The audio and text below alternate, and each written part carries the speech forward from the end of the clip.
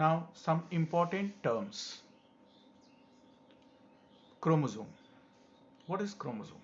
Chromosome is a thread-like structure in the nucleus of a cell formed of DNA which carries the genes. यानी chromosome जो है वो हर एक cell के nucleus में पाया जाता है। इसमें डीएनए होते हैं और डीएनए जो है वो जीन को कैरी करते हैं। Different organisms have different number of chromosomes in their nuclear. जो अलग अलग स्पीसीज हैं, अलग अलग, हम इंडिविजुअल्स की बात नहीं करते हैं। एक स्पीसीज के इंडिविजुअल्स में सेम नंबर ऑफ क्रोमोसोम्स होते हैं, लेकिन अगर स्पीसीज अलग हों तो उसमें नंबर ऑफ क्रोमोसोम्स भी डिफरेंट होते हैं। A gene is a unit of DNA on a chromosome which governs the synthesis of one protein that controls the specific characteristics or trait of an organism. एक gene जो है वो क्या है कि एक डीएनए का एक यूनिट है जो कि क्रोमोसोम में पाया जाता है। ये किसी एक प्रोटीन के सिंथेसिस में रिस्पॉन्सिबल होता है और उसी के माध्यम से यह कई तरह के कैरेक्टर्स को या ट्रेट्स को कंट्रोल करता है किसी भी ऑर्गेनिज्म के। There are thousands of genes on a chromosome which controls various characteristics of an organism. कि जो क्रोमोसोम्स होते हैं उसमें हजारों जीन होते हैं एक क्रोमोसोम में और कई तरह के कैरेक्टर्स जो ऑर्गेनिज्म में होते हैं उसको वो कंट्रोल करते हैं। Genes are actually units of heredity which transfer characters or traits from parents to their offsprings during reproduction. वास्तव में जीन जो है ये हेरिडिटी का यूनिट है, यानी कैरेक्टर्स को पेरेंट्स से उसके ऑफस्प्रिंग में ले जाने का काम जीन्स ही करता है, क्योंकि जीन्स में ही कैरेक्टर्स एम्बेडेड होते हैं। Genes work in pairs. Genes हमेशा पेयर्स में होते हैं। They are presented by English alphabet. Each letter of the pair of gene is called an allele. अभी हम लोग एग्जाम्पल से देखेंगे कि क्या वास्तव में ये एलेल क्या है या पेयर में किस तरह से होते हैं। जैसे कि for example for a tallness capital T and for dwarfness small t. These are pure genes. इसको प्योर कहेंगे। क्यों प्योर कहेंगे?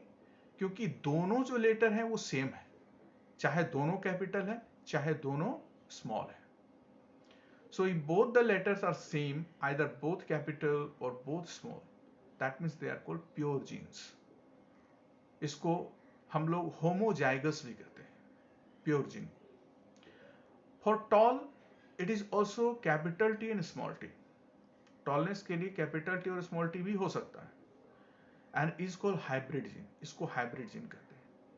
Where one letter is capital and the other is small, जहां एक कैपिटल लेटर होता है और दूसरा स्मॉल होता है।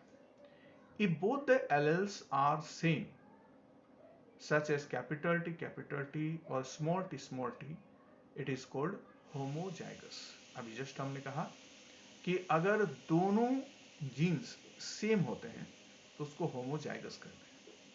And if the alleles are different, it is called heterozygous. अगर एलेल्स अलग अलग होते हैं तो उसको हेटेरोजाइगस बोलते हैं। अब यहां एलेल क्या है? जैसे मान लीजिए कि दो लेटर से हम एक कैरेक्टर को रिप्रेजेंट करते हैं, एक लेटर को एलेल कहेंगे। That means one pair of alleles represent one character. कोई भी एक एलएल अकेला कैरेक्टर को रिप्रेजेंट नहीं कर सकता। जब तक दो एलएल्स नहीं होंगे, कैरेक्टर रिप्रेजेंट नहीं होगा। Mendel called these genes as factors. Mendel ने इन जीन्स को क्या कहा? Factors. Genes may be dominant और रिसेसिव। जीन्स क्या होते हैं? डोमिनेंट भी होते हैं और रिसेसिव भी होते हैं। The jeans which decides the appearance of an organism even in the presence of an alternative gene is known as dominant gene. हम लोग डिस्कस करेंगे जो हेटेरोजाइगस है उसमें।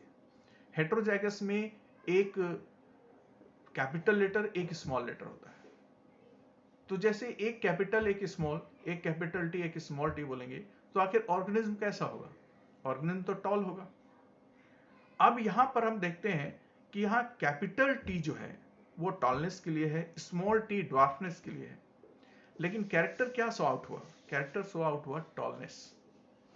तो इसका मतलब जो कैपिटल टी है वही डोमिनेंट जीन है, क्योंकि वो अपने सामने जो स्मॉल टी है उसके कैरेक्टर को आने नहीं देता है, उसको छुपा देता है। तो जब कैरेक्टर्स एक हाइड हो जाता है तो जो कैरेक्टर सो आउट होता है उस कैरेक्टर को हम लोग डोमिनेंट कहते हैं। तो that means the capital T is dominant and the small T, that the character of the small t is hidden here. The gene which can decide the appearance of an organism only in the presence of another identical gene is called a recessive gene. अब हम लोग dominant और recessive समझ सकते हैं कि dominant जिसके characters दिखते हैं और रिसेसिव जिसके कैरेक्टर्स छिप जाते हैं। The dominant gene is represented by a capital letter and the corresponding recessive gene is represented by the corresponding small letter. The dominant gene always dominates the recessive gene. कि जो dominant है वो हमेशा recessive के ऊपर रहेगा, यानी उसको डोमिनेट करेगा। The gene presented by letter is called genotype. अगर जीन को हम किसी लेटर से रिप्रेजेंट कर रहे हैं तो उसको जीनोटाइप कहेंगे। जैसे हम लोग बोलते हैं capital T, that is a genotype. Capital T small T, that is also a genotype. But there is another thing that is called phenotype. Phenotype is only the characteristics, सिर्फ characteristics, उसी को phenotype कहेंगे। तो दोनों के लिए toll हो गया। तो the genotype is different but the phenotypes are same. Now genotype is a description of genes present in an organism. For example, capital T, capital T, capital T, small t, small t, small t are genotypes in which capital T and small t are alleles. यहाँ capital T और small t क्या है? Alleles है। Capital T and capital T small t both represent tall and small t represent dwarf. Tall and dwarf are phenotype. कि ये जो characters दिख रहे हैं टॉलनेस और ड्वार्फनेस के, वो फिनोटाइप है, लेकिन उसमें कौन कौन से जीन उसमें इंक्लूडेड है, that is genotype. When two parents cross or breed to produce progeny. Progeny means offspring. Then their progeny is called first filial generation or F1 generation. कि जैसे दो प्योर पेरेंट जब आपस में क्रॉस करते हैं तो उससे जो फर्स्ट जनरेशन जो तैयार होती है उसको हम लोग फर्स्ट फिलियल जनरेशन या F1 जनरेशन बोलते हैं। Now here second thing is that when the first generation progeny cross or breed among themselves to produce second generation progeny or offsprings, then this progeny is called second filial generation or F2 generation. कि जैसे कि first filial generation में जो offsprings बने और वही जब parents बनकर और आपस में क्रॉस करेंगे तो जो सेकेंड जनरेशन तैयार होगा उसको हम लोग F2 जनरेशन बोलेंगे, second filial generation. The cross between a heterozygous progeny of F1 generation and a homozygous recessive parent is called test cross. इसमें क्रॉस दो तरह के होते हैं, एक टेस्ट क्रॉस होता है, एक बैक क्रॉस होता है। जैसे मान लीजिए कि कैपिटल टी और कैपिटल टी, स्मॉल टी और स्मॉल टी दोनों के बीच में पहला क्रॉस हुआ, तो जो ऑफस्प्रिंग बनेगा वो ऑफस्प्रिंग क्या होगा? Small T, capital T small T. तो ये फर्स्ट फिलियल जनरेशन हो गया। अब सेकेंड फिलियल जनरेशन में क्या होगा कि कैपिटल टी स्मॉल टी और कैपिटल टी स्मॉल टी ये दोनों दो पेरेंट होंगे और इनके बीच में जो क्रॉस होगा उसको हम लोग टेस्ट क्रॉस या बैक क्रॉस कहेंगे। तो टेस्ट क्रॉस जो होगा कि अगर हेटेरोजाइगस पेरेंट्स के बीच में क्रॉस होगा, जो दोनों पेरेंट्स F1 जनरेशन के होंगे, तो उसको हम लोग टेस्ट क्रॉस कहते हैं। और लेकिन एक हेट्रोजाइगस पेरेंट और एक होमोजाइगस पेरेंट,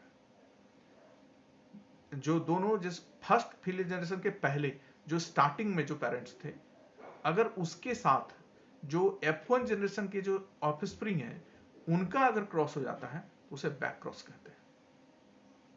आगे चल के हम लोग इसको और क्लियरली समझेंगे। Thank you.